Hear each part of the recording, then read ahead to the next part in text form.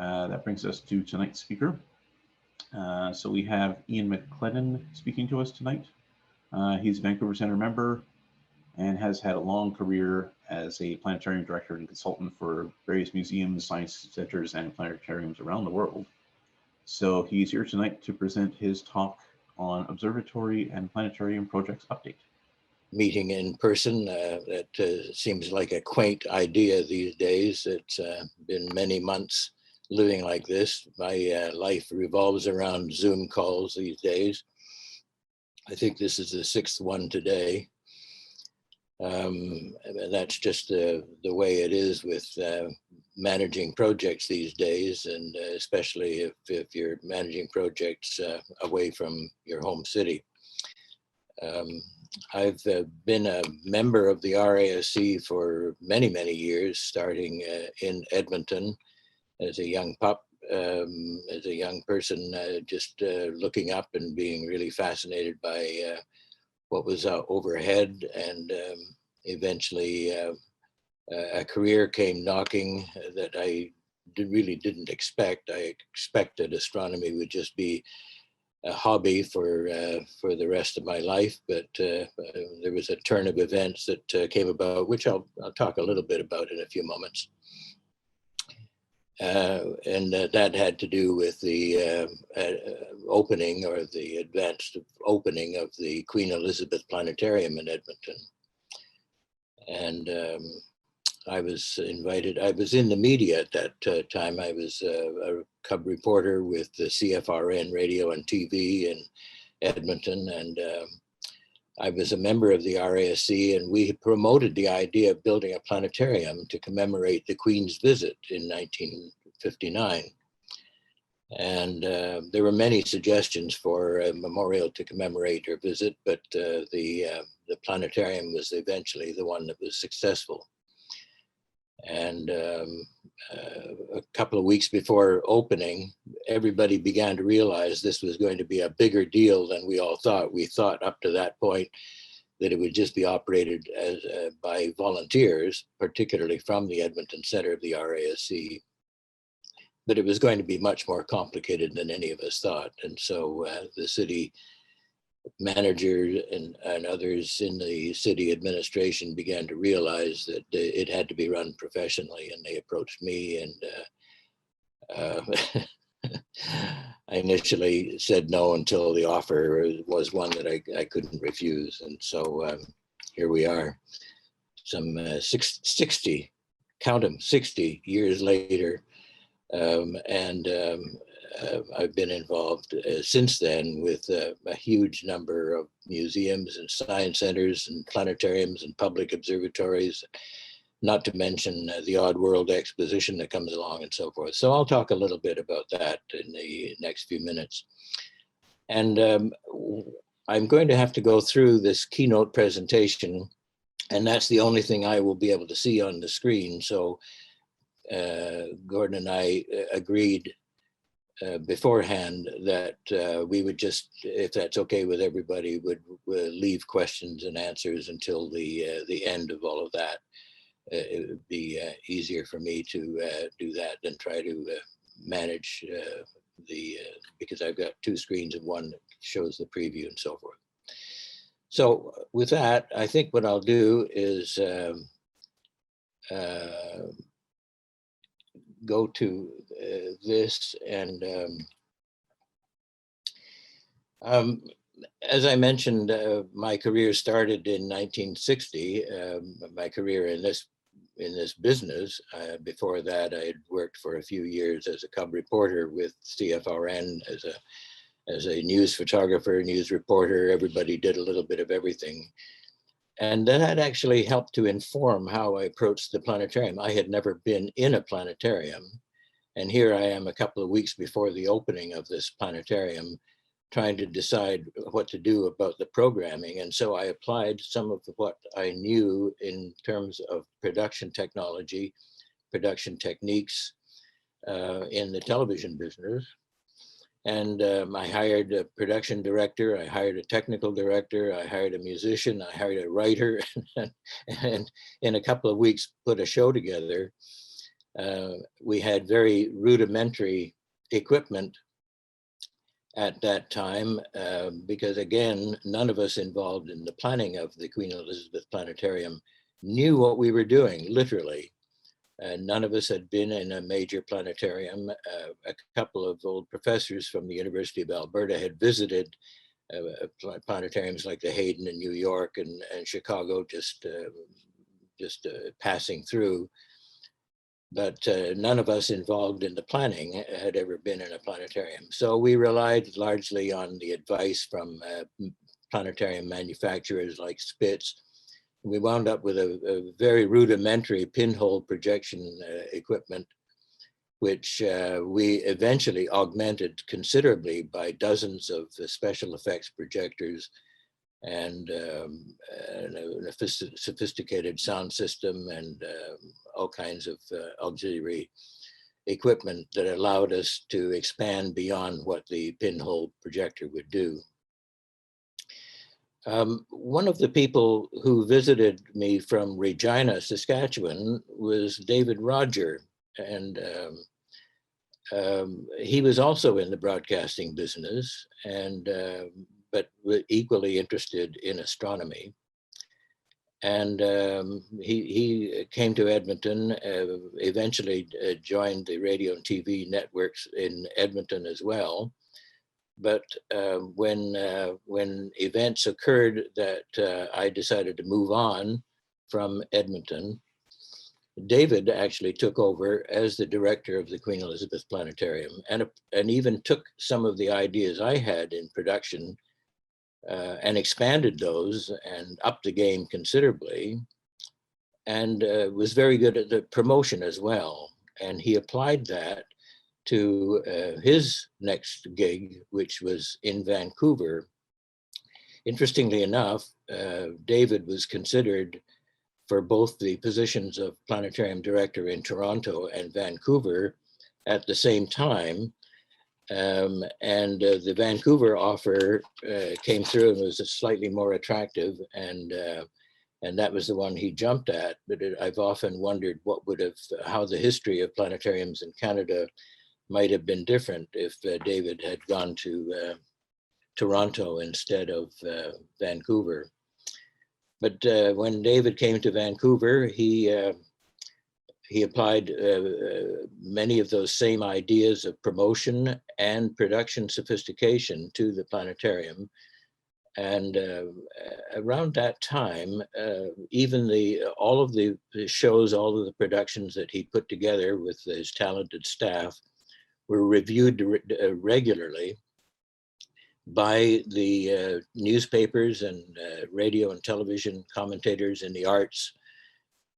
Something that we find rather quaint today, because you couldn't imagine that happening now. And the reviews would sometimes be great, sometimes be critical, and you just went with the reviews whichever way they went. But it was another era altogether when you stop to think of it.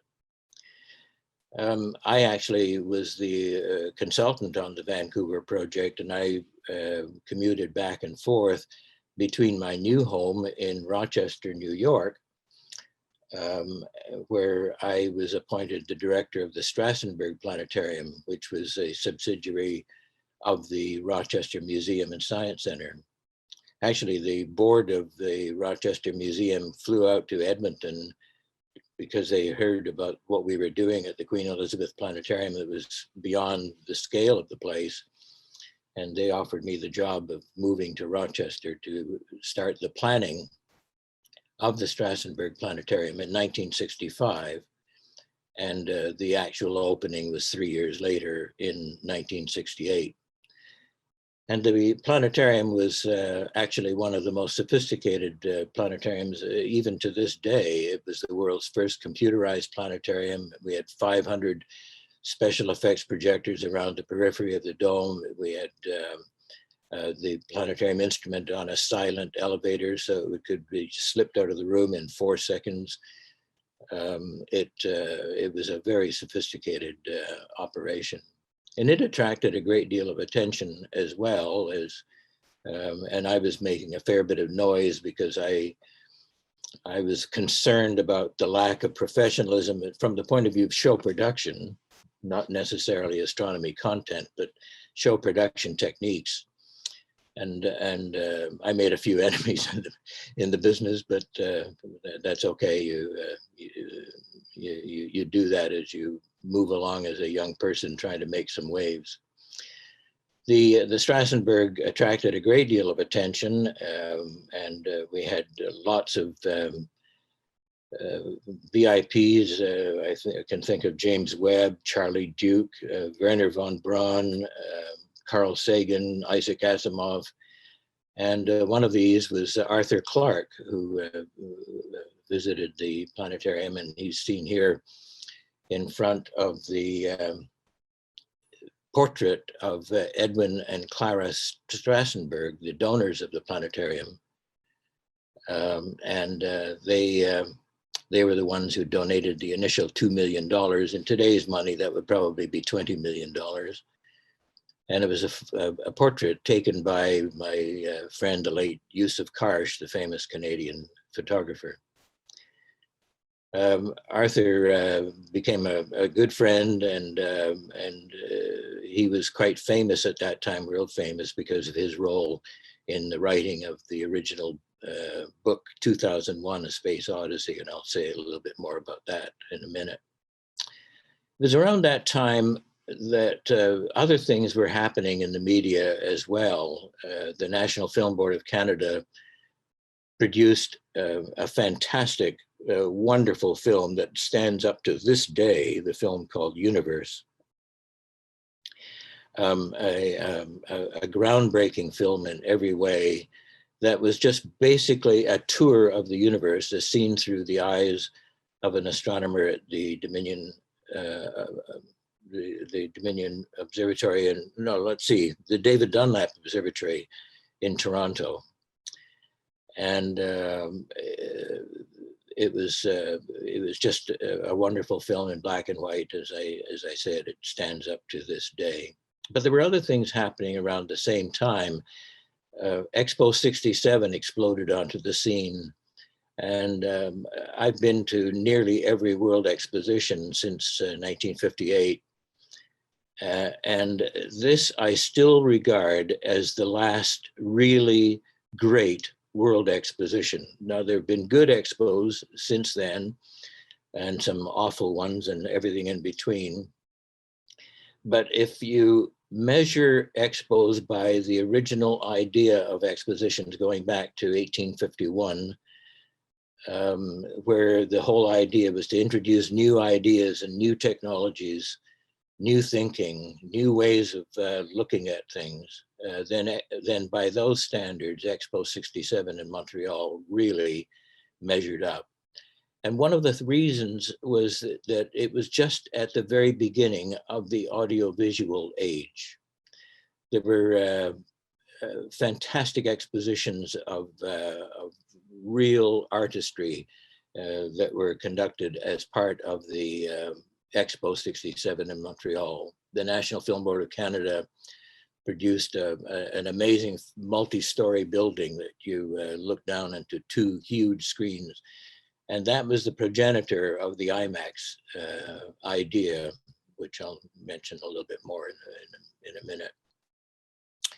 The Czechoslovaks came up with an amazing pavilion and an auxiliary pavilion as well, again, from the audiovisual point of view. Now, today, I don't think this would really, it would still attract attention. It was that good. But there are lots of things that have happened since then. But if you try to think back to 1967, all of this was really new. And they also produced Laterna Magica, a show where there was a lot of interaction between live performers and a film where you could actually vote as an audience on which way the plot would go. And as I mentioned, the National Film Board Pavilion at Expo 67 gave rise to IMAX and eventually to OmniMax, the dome version of IMAX. And it was around that time that 2001, A Space Odyssey exploded. The film by Stanley Kubrick exploded onto the scene. It was around that time that Apollo program was going, and I was actually at the launching of Apollo 11 in Cape Canaveral. And a few days later, I was here in Vancouver for the actual landing on the moon because of the planning of the McLennan Planetarium. And so it was an exciting time all the way around. And it was exciting from the point of view of interpreting all of this to the public. They weren't as blasé as the public is now, and they didn't have as many media outlets that they could pursue in terms of their interest in astronomy and space. I was eventually promoted from the planetarium to directorship of the whole museum and science center in Rochester, but it was in the Vietnam era, and our family decided we needed to get back to Canada. And I was appointed director, the first managing director of Ontario Place in Toronto. And that was a facility that, as many of you will have visited it, it was an amazing facility and groundbreaking in its own right. The first year it operated by just through the bureaucracy. And then the second year was the year I took it over. And I brought a whole team together of eminent thinkers to figure out what we were going to do with this white elephant. And one of the participants came up with the idea that if we just let Ontario artists do interesting things in here, that would say its own thing about Ontario, and you'd get some really interesting content. And that single idea that came out of a 3-day workshop is what inspired me to hire people like Morley Markson and Oscar Peterson and Christopher Chapman and Pierre Burton and Franz Meyer and a whole bunch of people to do some really interesting things in the pods. And the Cinesphere itself was the world's first IMAX, permanent IMAX theater. Now that has to be qualified a bit. The first IMAX system was installed at the Expo 70 in Osaka in Japan. And that system was brought back and then installed in Ontario Place. So Ontario Place was the first permanent IMAX theater in the world, but IMAX actually had its world premiere as a system in Japan. Interestingly enough, Ontario Place now is being considered as a possible future home for the new Toronto Planetarium. And as early or as recently as this afternoon, we had a meeting of the board of Space Place Canada, which is the group that's been formed to promote the idea of a planetarium in Toronto, a new planetarium in Toronto. They've been looking at a variety of possibilities in terms of location.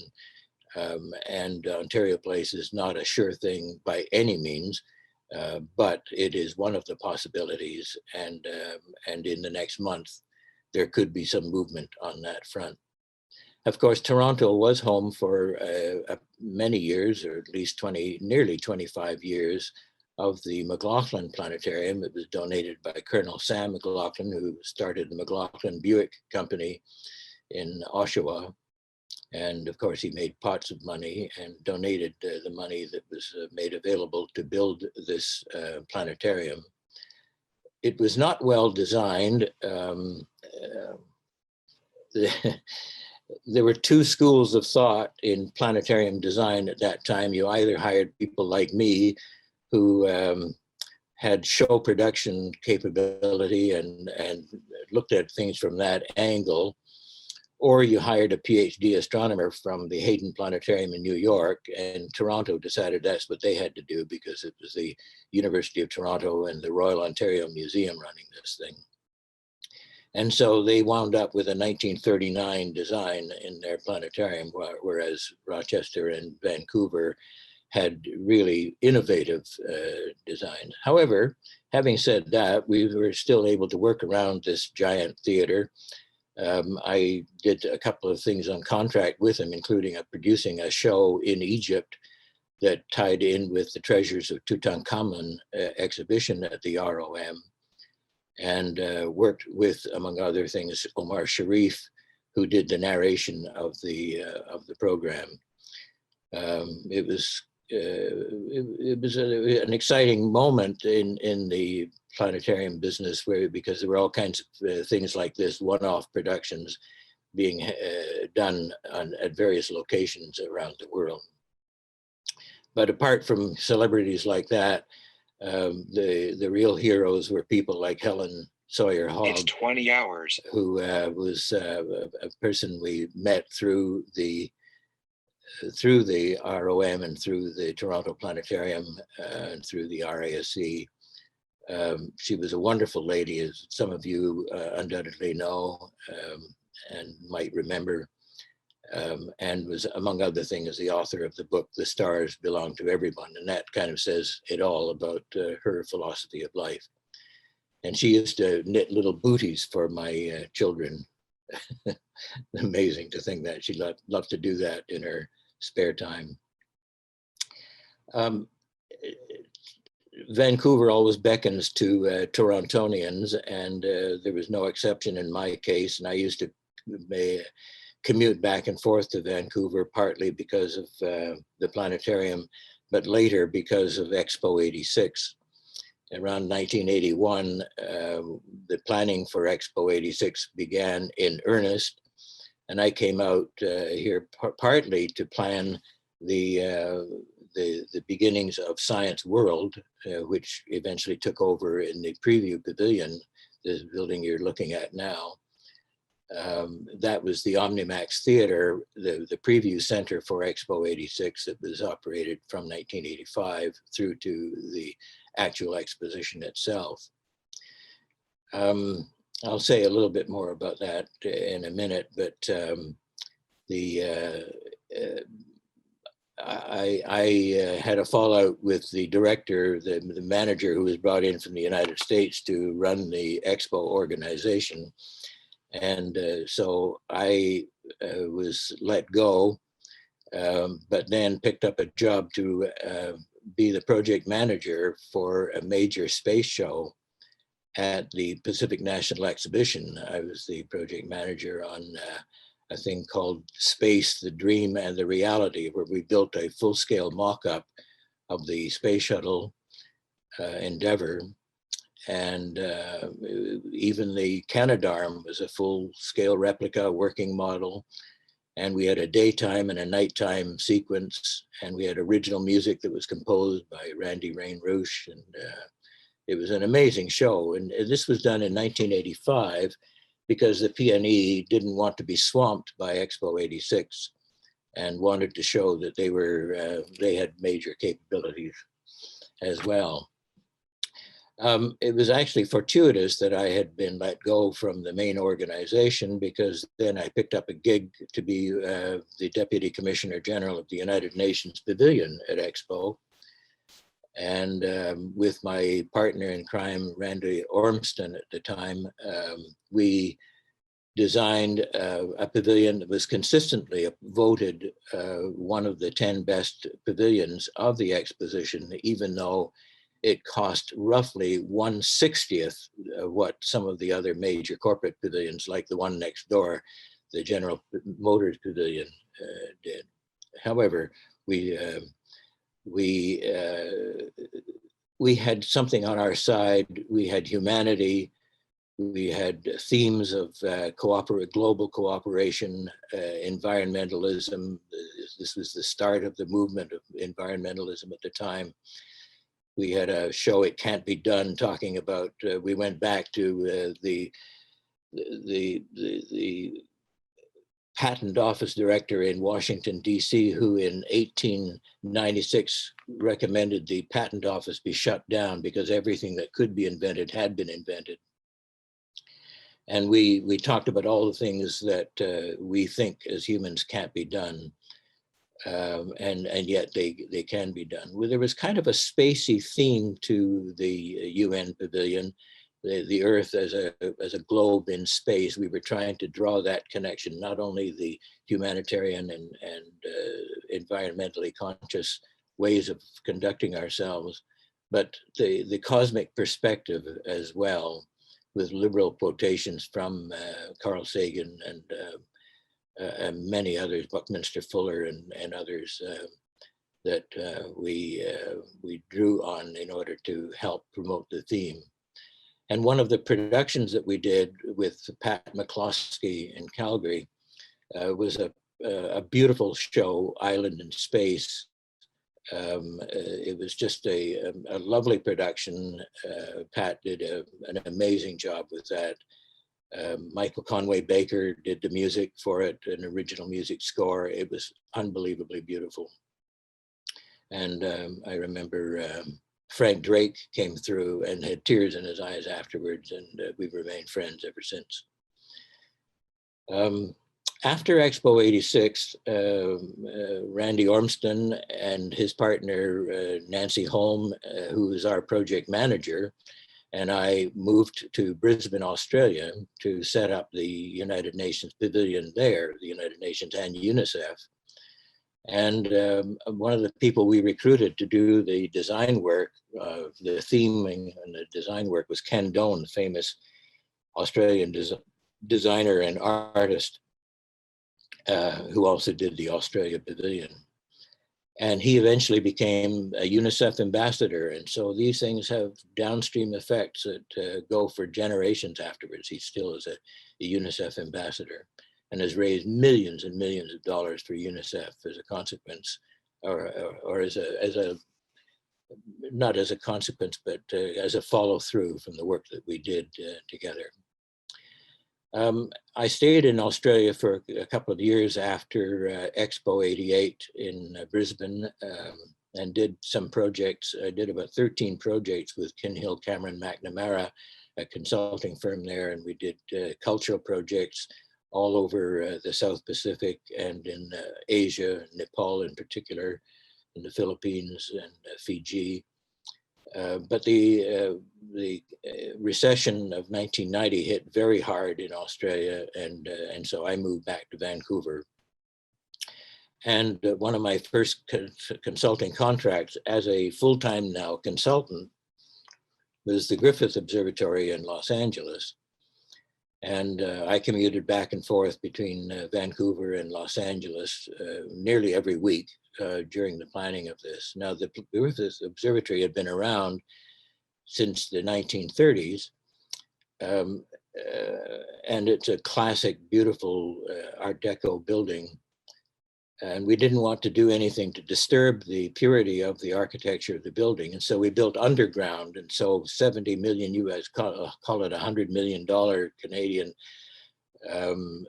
renovation took place that you can't even see from the outside, except for a couple of notable exceptions, which I'll talk about in a second.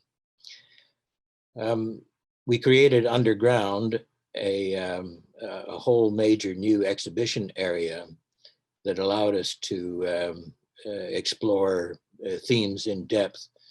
And the director I worked with at the time, Ed Krupp, had a philosophy that every visitor should be turned into an observer.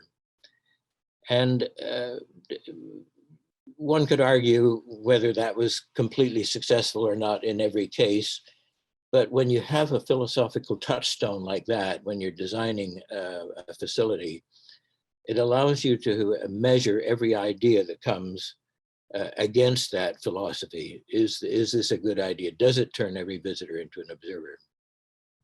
And in that vein, one of the major concepts that was developed was this Gottlieb Transit corridor, which Bruce Bohannon from Calgary was the main consultant on, and he actually wrote a book about it. Let's see, I'm looking at it now, The Theater of Time, that describes the planning of this thing, and it's a wonderful publication. It's actually worth looking at. More recently, I've been engaged along with Bill Peters in Calgary to be consultant on a nearby California planetarium, the Orange Coast College Planetarium in Costa Mesa, down the road in between Los Angeles and San Diego. This was a planetarium planned by an architect without any input from planetarium professionals. And he did some really interesting things, and I have to give him credit for that. But he designed an exhibition area that wasn't appropriate. It's filled with sunlight, and he designed a wonderful patio, and then had designed cement benches that would put in it so you can't have real receptions outside. So we're dealing with issues like that now. The wonder of dealing with architects. I'm sorry if there are any architects watching or listening, but we love to make fun of you. Another project that Bill and I are working on right now is in Northwest Arkansas. And one might think that that's the last place that would want an observatory, a public observatory and planetarium and science center. And yet it's a sophisticated corner of Arkansas. It's partly because Walmart headquarters are right there in Bentonville and nearby Rogers. And the Crystal Bridges Museum is a very sophisticated art museum. And so they're looking at building this major new public observatory and planetarium. And so we're consulting on that. And one of the people we're working with is Scott Roberts, who some of you might know either personally or by reputation, who runs Explore Scientific. Another project that this goes back a few years now, bouncing around a little bit, but Mauna Kea is a place that almost every astronomer in the world, amateur or professional, recognizes as a premier astronomical observing site.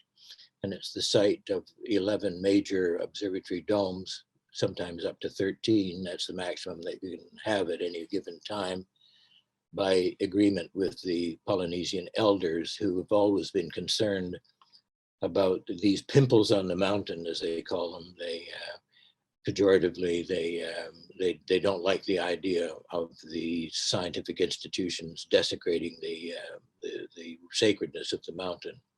And that tension has been there all along between the astronomy community and the Polynesian elders, or at least some of them. And because of that, there was a decision made to build an astronomy discovery center. And Aldrich Pears in Vancouver was the original exhibit designer, and I was brought on as the planetarium consultant. And we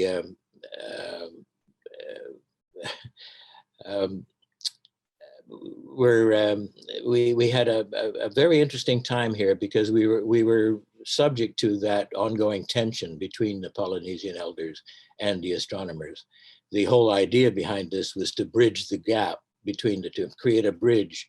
And we actually succeeded for a while in doing the opposite. It shone a light on the problem. And I must say that recently that has been solved, or at least addressed creatively, and it isn't as much a problem now.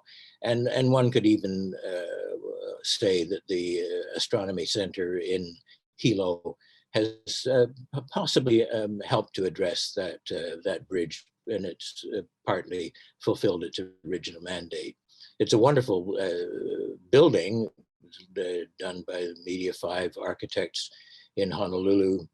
There were some wonderful people involved at the time, and among others, I got to know Michael West, an astronomer who studied at the University of Toronto and is now at the Lowell Observatory, and I'll have a little bit more to say about that.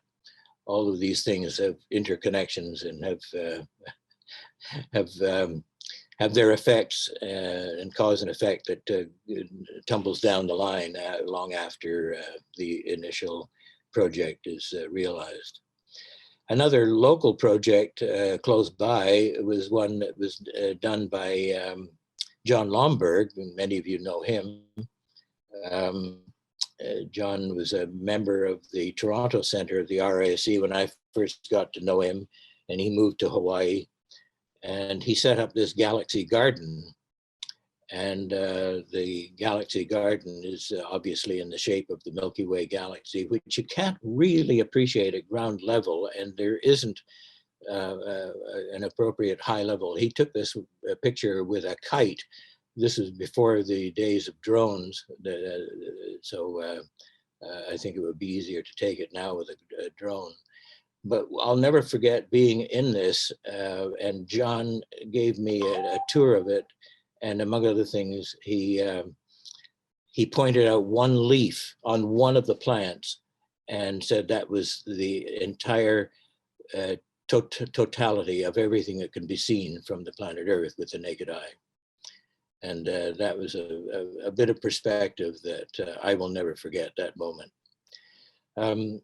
Going back to Imaloa, as I mentioned, I was the planetarium consultant, and we designed a planetarium that had one-way seating, and therefore a focus. As many of you will know, there are two major formats for planetariums, either tilted floor and one-way seating or concentric seating.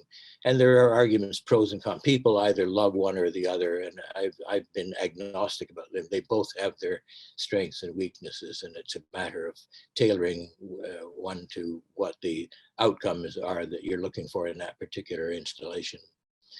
The MLO programming was exciting because we were able to draw on the research that was happening right up the mountain, with things like weekly updates on research that was happening on the mountain. And I must say that at the opening of the planetarium, half an hour after the first images came in from the Mercury Messenger, in March of 2011, we put them in the show. Half an hour after those images came in, they were in the opening show of the official opening of the planetarium. So it was quite exciting, as you can imagine. That planetarium was the first 3D stereo planetarium in the world. We worked with Skyscan in order to develop a 3D stereo system. There are a lot more systems that have been developed with that capability now.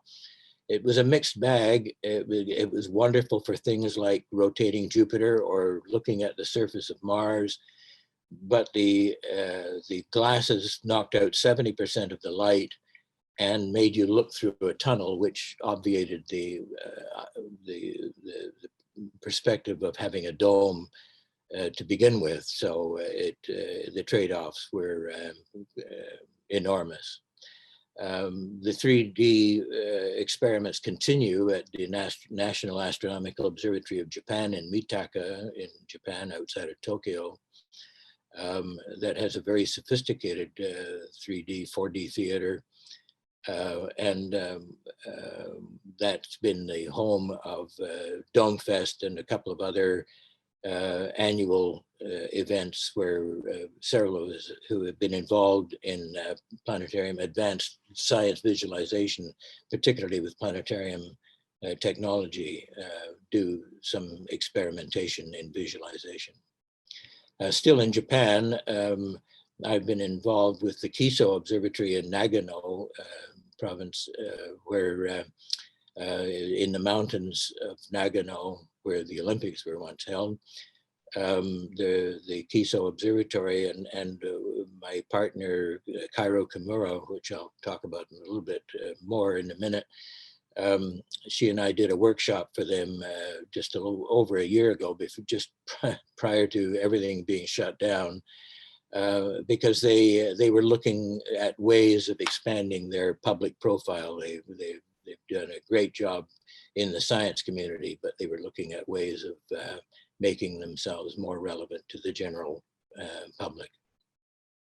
In that context, some of the foreign projects we've worked on have had a very high profile with the general public. The Eugenides Foundation in Athens, Greece, we worked on for several years, and Bill Chomick, that's how I think I met Bill Chomick for the first time. No, Bill Peters introduced me to him, but he got involved with the the planetarium in Athens, Greece, and we worked together on that for several years, working with Dionysius Simopoulos, the wonderful guy who ran it for several years. He's retired now and writing books, and he is Mr. Astronomy in Greece, the Terence Dickinson of Greece, and is probably one of the most well-known people in the country. He's a very popular guy, even when you walk downtown in Athens. And Bill designed a fantastic theater. We had pots of money. The Eugenides Foundation is very rich, came out of the shipping money of the Greek shipping magnates. There are 12 shipping magnates who all compete with each other, and one would fund the symphony, one would fund the zoo, one would fund the science center. And Vernikos Eugenides funded the planetarium. I went to him one day and said, I could go to the European Union and get your $20 million matched. And he got mad and he said, if you need $40 million, you tell me.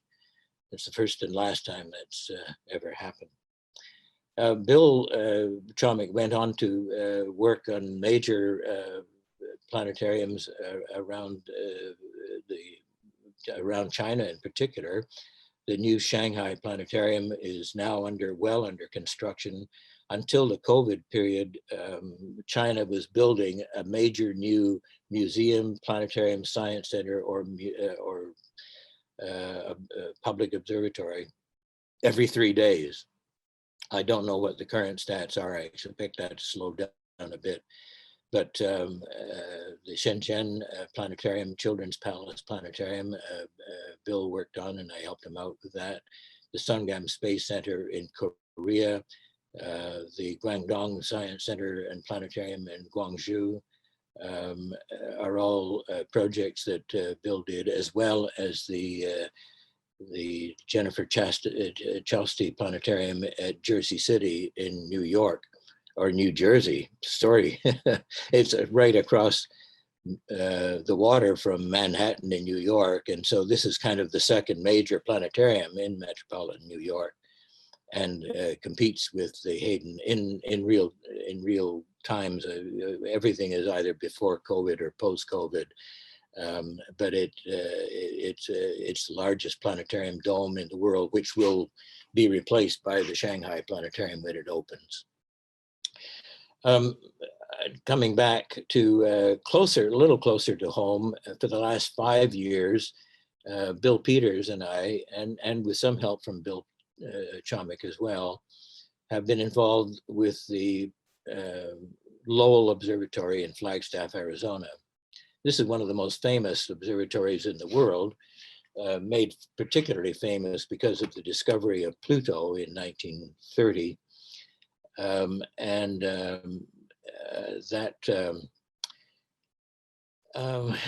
I was engaged partly because they had decided they would like to build a planetarium, and eventually Bill and I talked them out of building a planetarium, and that might surprise some of you, but I'll talk a little bit about that in a minute.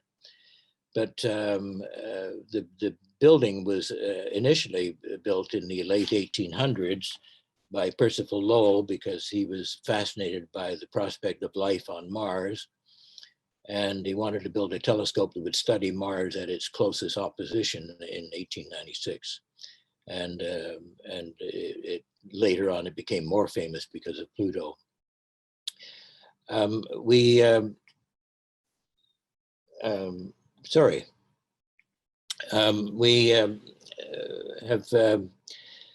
taken off and done an amazing thing as part of the expansion of the Lowell Observatory, at least the public facility of it, and that's created the Geo Valley Open Deck Observatory. It's an observatory that that rolls out and covers these 6 very high-end telescopes, and it's just a wonderful facility, and it was a roaring success until COVID shut us down. But even now, they're running programs for select people, premium programs for select people in very small groups with appropriate social distancing and all the other safeguards. But even that is only part of a longer range plan. We've come up with the planning of an astronomy discovery center that is under active planning now and will be open in a couple of years. And this is a $50 million facility that will have a lot of innovations. When I say we talked about building a planetarium, instead of building a planetarium, we're building this universe theater with a wraparound screen. We're looking at two possibilities right now. One is a projection screen, and the other preferred option, if we can make the technology work, is an LED screen. And then there'll be an overhead screen, a circular screen, a large screen for special effects and for augmenting the material on the main wraparound screen. The planning used to consist of our commuting back and forth to Flagstaff. All of that is being done by Zoom these days, but one of the people we're working with is Juan Tanis from here in Vancouver, North Vancouver actually, and he is the head of Key Space Design, and among other things has designed a wonderful children's gallery. We've just gone through the expert critiquing of the plans that Juan and Bill and others have come up with, working hand in hand with the scientists at Lowell. But I want to spend another minute looking at some of the innovative aspects of the Astronomy Discovery Center. The rooftop will have a fully operational, fully functioning planetarium with heated seats, a screen that magically appears and disappears, but no dome. It will be the actual night sky that people will be looking at. And this is a very exciting development. Now, you couldn't do this in Vancouver, I don't think. You could, but it wouldn't have very much use around this time of the year. And even in the summertime when the weather is better, the sun is up until late at night. So there you go. But it will work in Flagstaff, and it's going to be a very exciting facility. And right now we're working with a Vancouver company, EOS Lighting in Gastown, on the special effects projection techniques. We're looking at ways of masking the projections so that the projections don't overwhelm people and destroy the eye adaptation to the darkness that you'll need for the looking at the real sky. Our inspiration for the Open Sky Planetarium came originally from the Shoemaker Open Air Planetarium in Chico, California. A very modest operation in terms of scale, but still a very nice facility. There's another Open Sky Planetarium that has been inaugurated outside of Montreal at Glen Sutton in Quebec that uses virtual reality, and I haven't actually been there, so I would rely on others who've actually experienced that. And another Open Sky Planetarium, the only other one that we know about, was built at the McDonald Observatory in West Texas. And it's really only a series of concentric seats seated around a lectern, but it does qualify as an Open Sky Planetarium and was part of the inspiration for Lowell Observatory. There's an organization that was formed just 3 or 4 years ago, the Alliance of Historic Observatories, which is American-centric at the moment, but we're looking to expand globally. So far, Lick and Palomar and Mount Wilson and Griffith and Lowell and Yerkes Observatory are all part of this.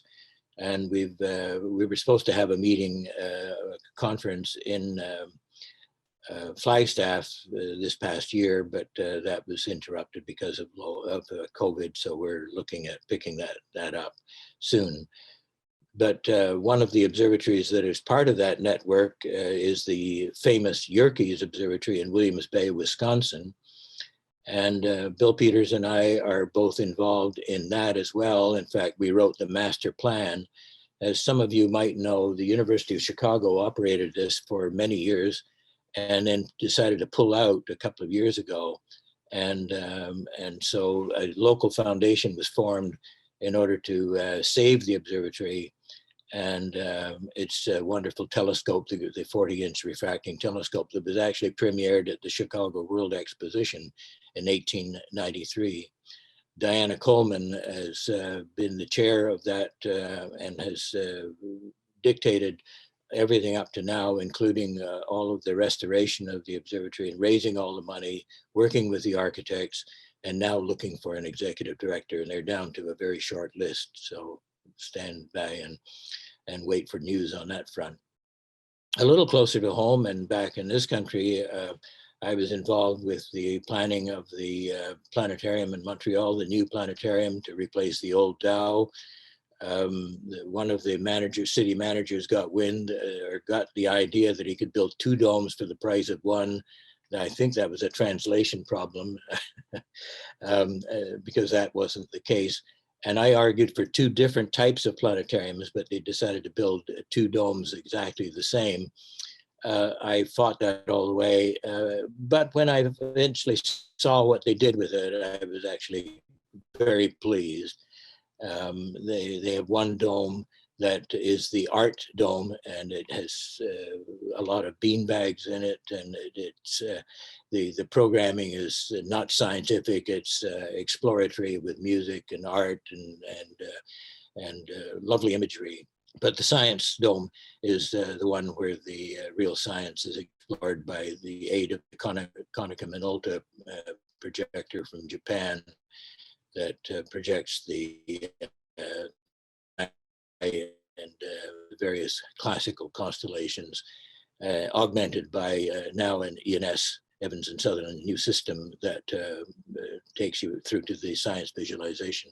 And one of the nice things about the Montreal Planetarium, the new Montreal Planetarium, is the exhibition area. It's absolutely fabulous. And one of the interesting features in it is a piece of the Chelyabinsk meteorite.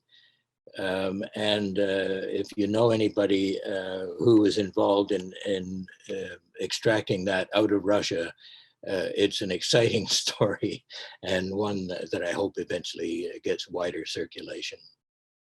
Another planetarium that some of us got involved in is a nice little facility, a small one at Science North, a fantastic science center, one of the best science centers in the world. And Bill Chomick and I got involved in the reworking of the old planetarium there and upgrading it into a science visualization space. And another facility that I worked on with Aldrich Pears here in Vancouver was the Discovery Center Planetarium in Halifax that was opened just a couple of years ago. Another nice little facility, and I don't mean that in any pejorative way, is the Ontario Science Centre Planetarium. And I love this facility, especially when they do programming for very young children. And when I mean young, I mean right down to a couple, two years up to 6 years. The programming is very exciting.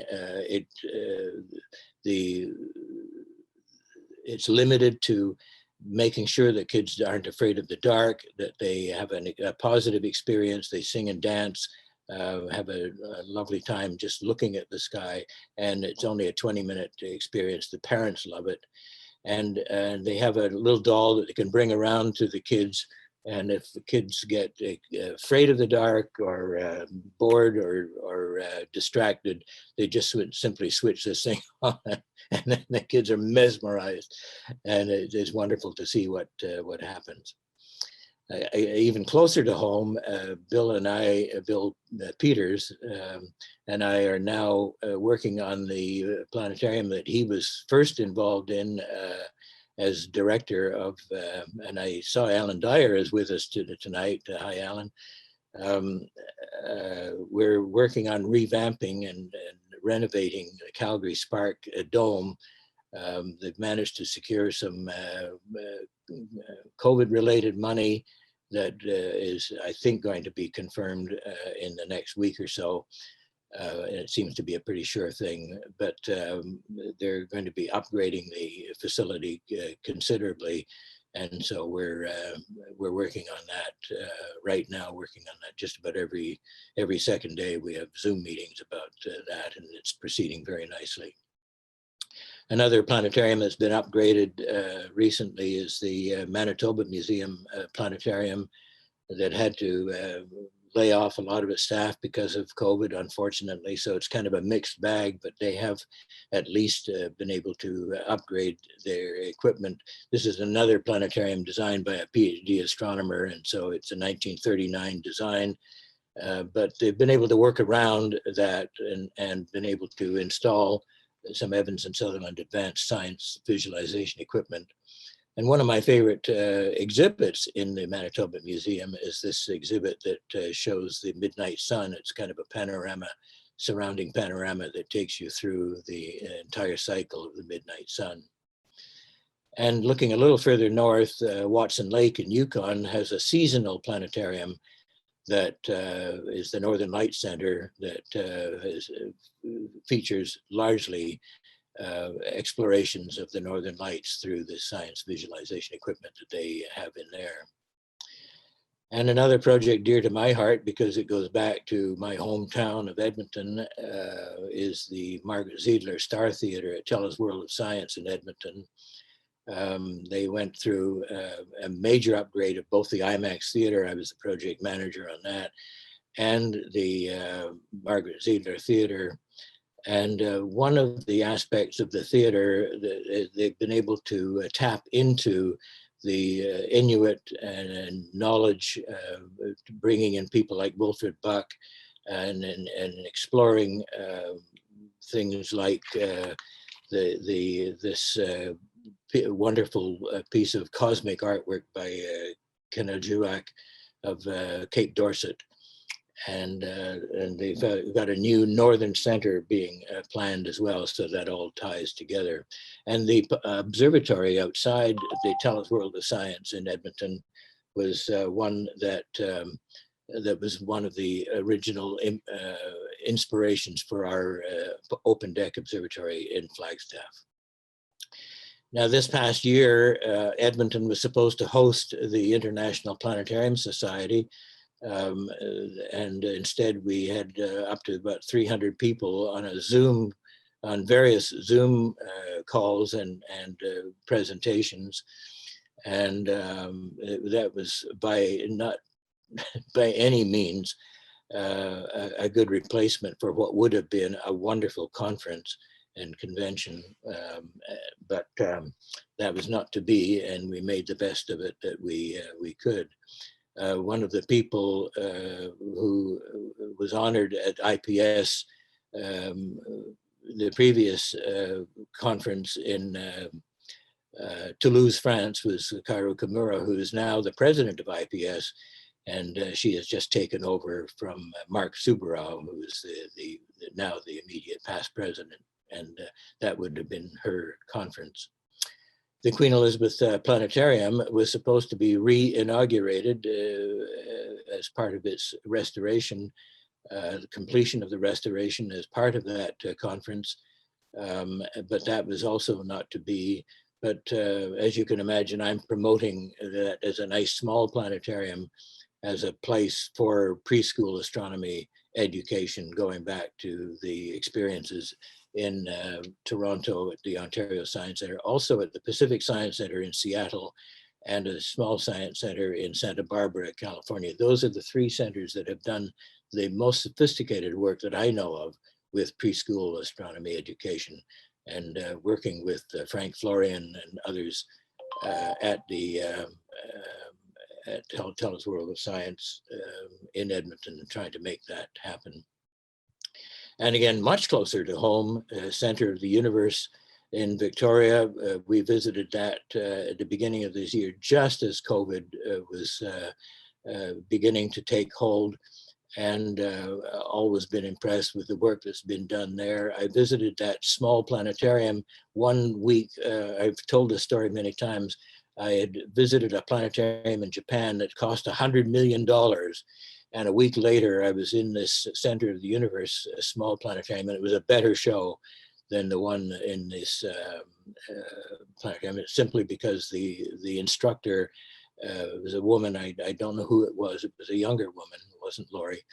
But it was a fabulous, because she actually found a way to relate individually to the kids and gave them an experience they will never forget. Now, Victoria has ambitions for a major new planetarium as part of the Pacific Maritime Centre that may be built at Langford, one of the suburbs of Victoria. And that would consist of a major observation tower, a commercial tower, a conference center, a performing arts center. And the plan is being devised by David Leverton, and Bob McDonald is also part of his board. And Haley and I visited them also just before COVID shut everything down.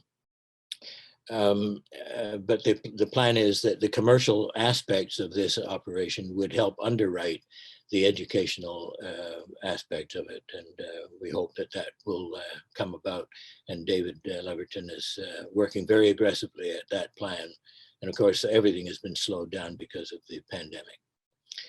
Now, really closer to home, the Trottier Observatory at the Simon Fraser University, several of us worked together on that project. And when the people from Flagstaff came up here, they were astounded by the night landscaping and by the public offerings there. It did form a part of their strong impression of what could happen in Flagstaff. Going a little further afield now, Bill Peters and I have been engaged by the Vatican Observatory and the Vatican Observatory Foundation. They operate two observatories, one at Castel Gandolfo in Italy, where the Pope lives, and one at Mount Graham in Arizona. And they're looking for a long-term strategic and operations plan. They're okay for the time being, but they're projecting ahead and figuring that they need some long-range help. And so we're helping them along with some fundraising consultants out of Flagstaff that we've gotten to know through the Lowell Observatory project. But working with Guy Consolmagno, Paul Mueller, and Paul Gabor has been a real pleasure. And we met them through the Alliance of Historic Observatories. And this is going as far afield as you can.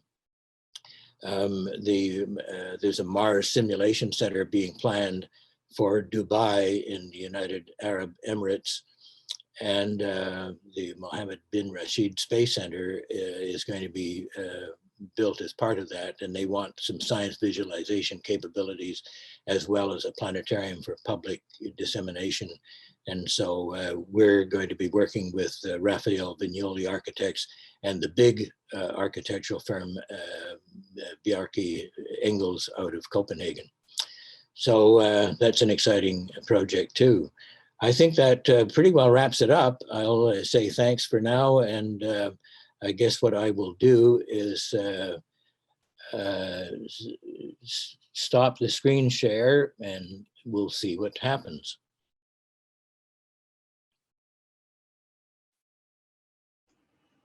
All right, thank you very much, Ian, for that presentation. Is anybody still there? Yes, I think we're all still here. Yeah. So so if anyone has questions, you can either just unmute yourself and pose the question, or if you'd rather, you can type it into the chat. Oh, and I haven't turned my camera on. There we go. Yeah, I'd like to ask a question if it's all right. Sure. Yeah, I think you've had a really fascinating career there. Met some really interesting people and been to some places around the world. I was wondering, what do you feel is the best way to promote science, and especially astronomy, among the public?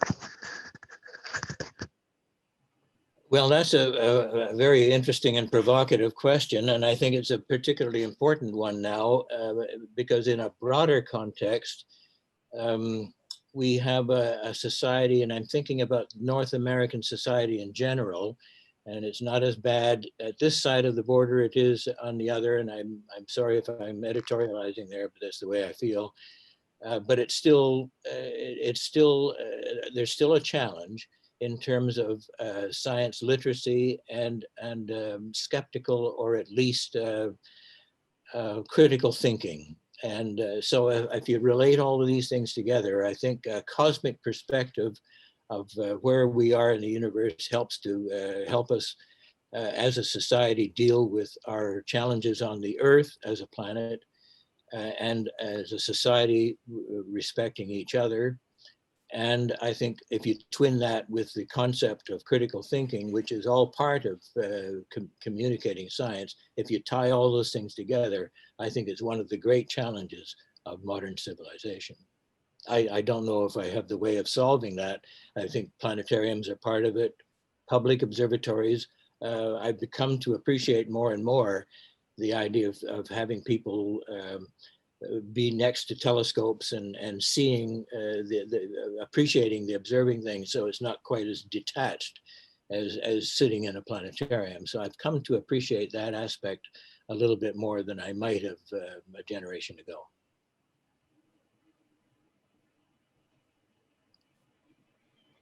Okay, so I see a question from Howard. Light pollution control. That's a really interesting one. Getting people to appreciate that.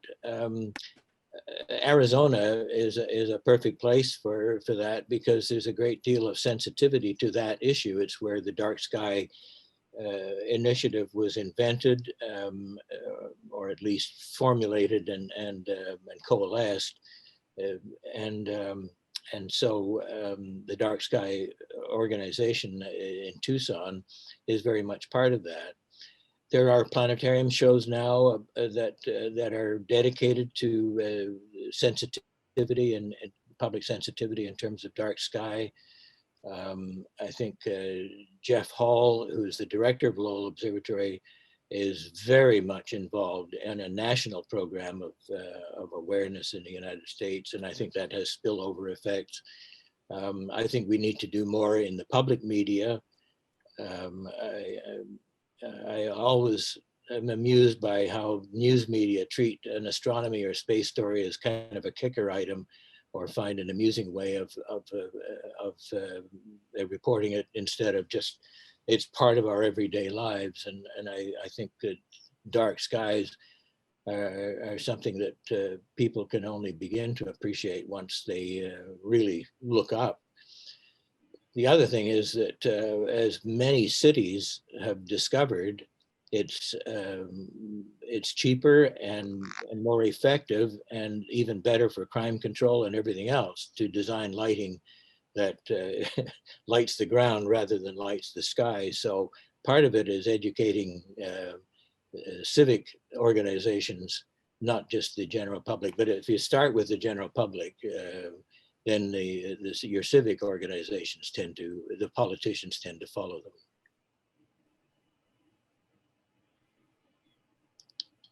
Now, how do we keep track of so many? The Macintosh and Zoom, it's not easy. It's a juggling act, and Bill and I often laugh about how we're constantly juggling appointments and having to switch gears from one Zoom call to another. If you're dealing with the Vatican Observatory, one hour long slot, and then Northwest Arkansas the next, it's a major mind shift that's required, but we've just gotten used to it. It's just part of how you operate these days. But you couldn't do it without computing and without long distance media intervention.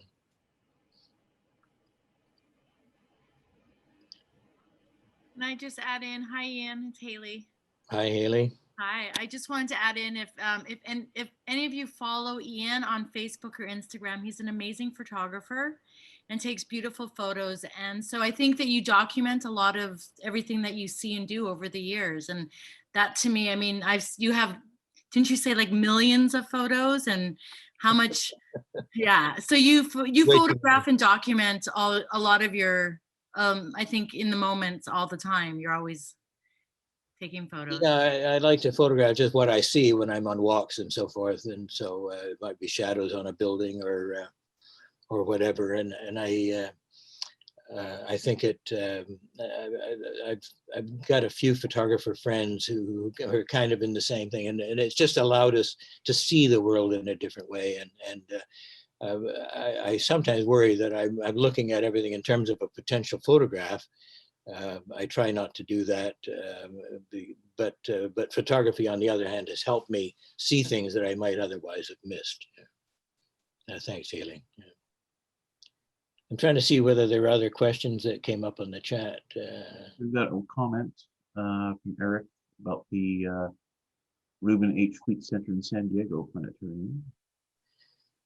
The Reuben Fleet Center came on stream at exactly the same time that the Strassenberg did. And it was an interesting one because a lot of people either liked what we were doing in Rochester or liked what they were doing in San Diego and chose one or the other in terms of format.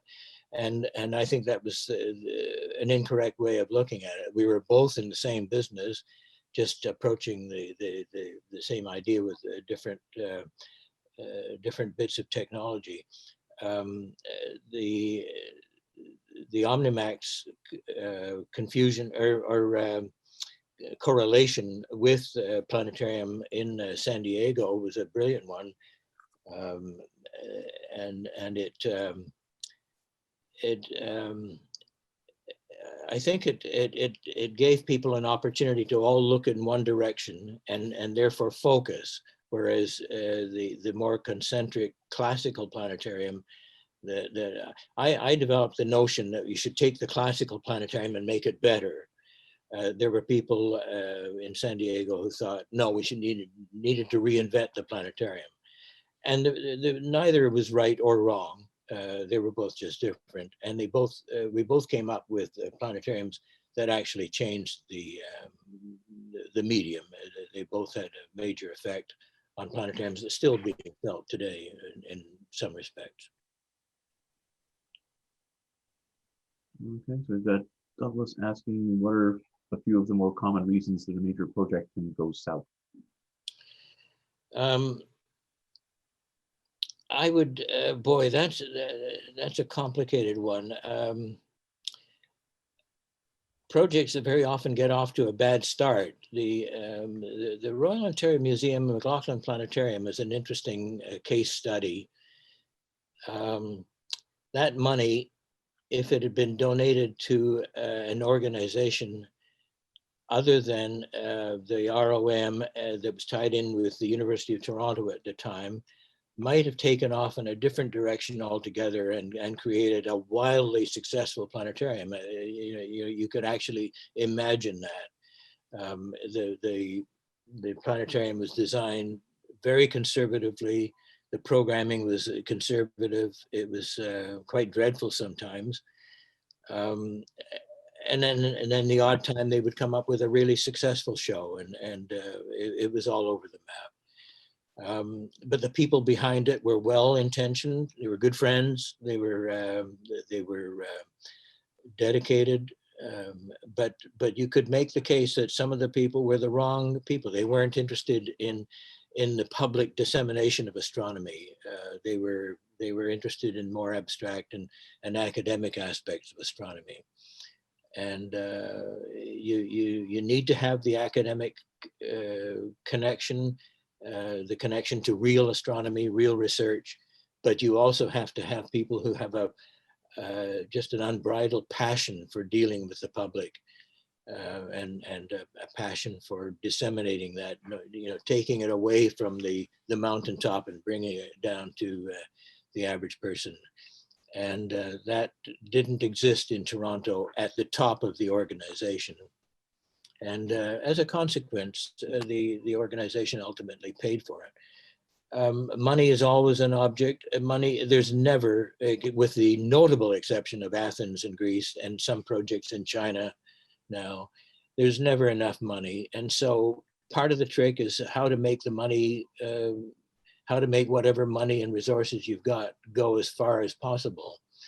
And that takes skill, and it takes a dedicated board of directors working with the director. Sometimes there's tension between a board, or sometimes there's a disconnect completely between what the board sees and what the management sees. And when you have that, you ultimately have a disaster that's going to fail. I've never seen an exception to that. So you need to have everything in alliance or lined up, and that's almost job number one for an organization, is to get the administration and the governance right. If you get the governance and the administration right, you can make amazing things happen with very limited resources. All right, so we have Dave asking if computer programs like Stellarium could be used to educate the public and keep costs down. Yes, and in fact, some of these public programs have now been exploded out into projection planetariums, and so it's given Zeiss and Konica Minolta and other major companies like Goto, it's given them a run for their money. And planetarium people are used to doing things on the cheap anyway, and so very often some of these desktop operations are being expanded and are being twinned with programs that make the modeling of planets and so forth a little more sophisticated and more readable than they are in the primary program. So you get these add-ons that allow you to do more interesting things than was possible just with the initial desktop feature.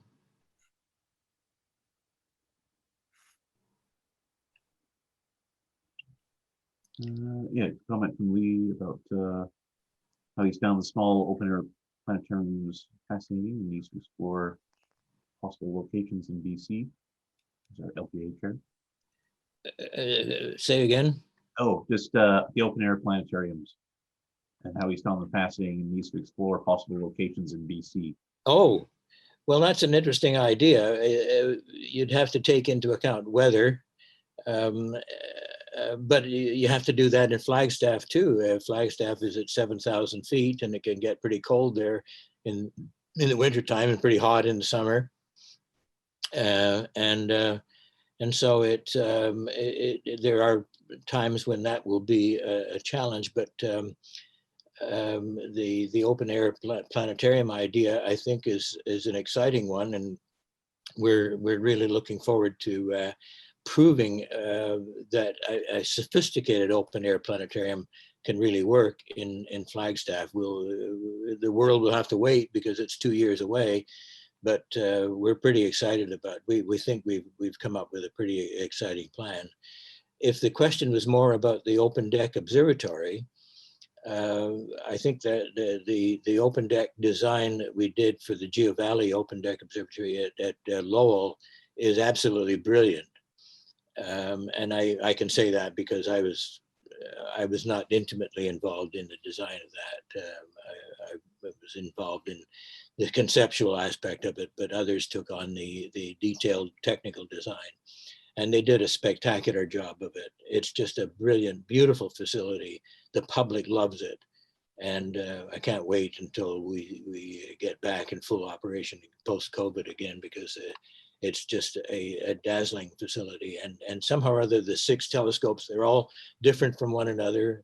They're high end. There are 2 plane waves, a Moonraker and a couple of other really high end telescopes. They appealed to donors. Donors came out of the woodwork to do, and they're doing it again with the Astronomy Discovery Center. Bill and I insisted that they had to raise 80% of the money before they could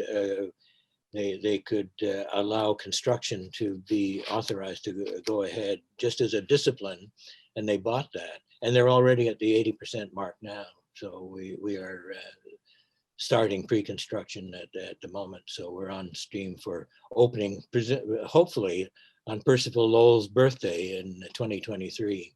I think it's March 23rd. I'm not sure about the precise date, but It's March 2023. It's his birthday. Okay, got Alan asking to put you on the spot and ask, who do you think is producing the best and most innovative planetarium shows now? There are a couple of ways of approaching that to answer that. There are kind of two major ways of answering that.